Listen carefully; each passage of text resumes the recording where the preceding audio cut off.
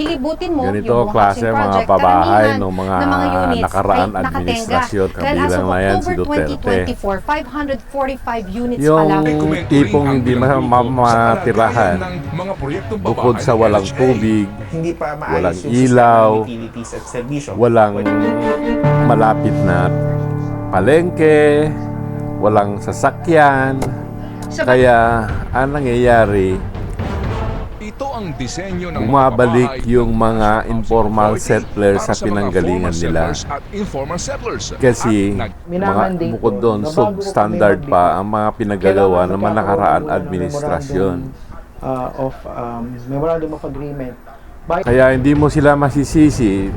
Tinanggal mo na sila sa mga danger zone gaya ng mga ilog sa mga Metro Manila kasi ni-clearing nga ito. Bumabalik sila doon. Pabalik-balik sila dahil sa pagkukulang ng gobyerno rin. Kuryente, malayo sa Mga pabahay na hindi matirahan.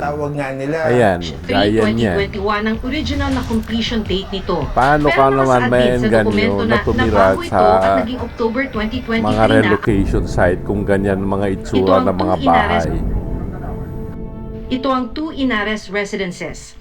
Sa dokumentong nakuha ng reporter's notebook mula sa National Housing Authority o NHA, Naka-hamper ng pag-relocate o paglipat kasi nung past administration in 2019 2021 ang original na completion date nito. Pero nakasaad din sa dokumento na nabago ito at naging October 2023 na ang halaga ng housing project, mahigit 800 million pesos. Pero isang taon na ang nakalipas, ang mga pabahay hindi. Mali kasi yung metrics ng NHA. Yung accomplishment niya, yung number of houses built. Kahit Kaya hindi tama occupied. pala si former Vice President Leni Robredo sa sinasabi niya dati. Tingnan nyo yung pabahay ni PBBM. Yan ang totoong pabahay, kumpleto. Pwede ka nang lumipat.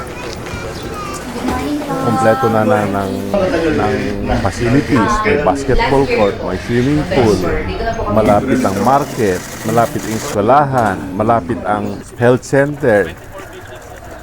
Yung mga malalaki pa nga yan, meron silang sariling health center dyan. May mga gwardiya. Hindi gaya yung mga pinagawa nila dati. Since nga po Kaya nag-asawa pag na, tinitignan mo, parang si may nagsasabi, parang Singapore daw yung style ng mga bahay. Yung asawa ko ng malinis, buko, which is yung bubong po namin ay yung kulay itim po na may nabibiling tawa 100. tubig, Then yung amin pong dingding may ay sawali kuryente, po. Wala may po kami security pintuan. guard. Cortina po siya.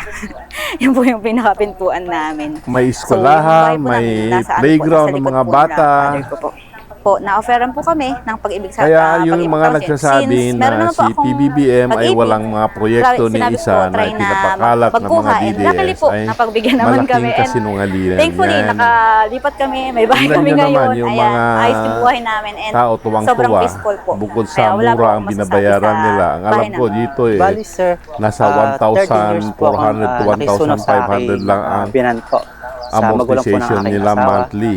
At ito po, nung simula po Ang nung ganda pinayo ng po ito, mga nangarap po ako na proyektong makatira ito. po dito.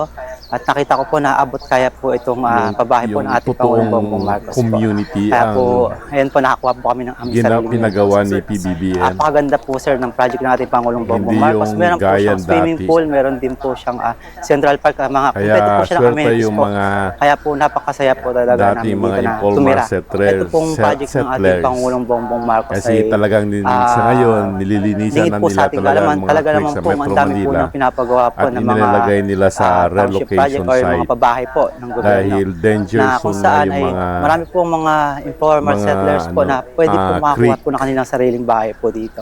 bukod sa nakakadagdag sa baha